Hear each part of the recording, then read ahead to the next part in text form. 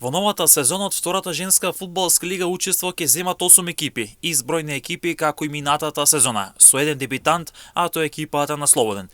Во новата сезона учество ќе земат екипите на Вардар, Кочани, Радовичка Плачковица, Билјаден Извори од Охрид, Повода Валандово, Борец, Поречен Македонски Брод и Новилијата Слободен, екипа која за прв пат ќе заигра во сениорска конкуренција, односно во втората лига. Минатата сезона во втората лига Атлетико беше непоразен шампион и обезбеди место во првата лига, а пак Вардар како втори играше бараш, но загуби од топ гол кој го обезбеди опстанокот. Минатата сезона од првата лига директно испадна екипата на Цивитана, но оваа екипа во новата сезона нема да се надпреварува. Во однос на новата сезона во втората лига, екипата на Кочани ќе биде главен фаворит за првото место, а за првото место сериозно останува да конкурира и Вардар. Во рамки на првото коло, како што дознава Емнет, ќе се соочат Новилијата Слободен против Поречи.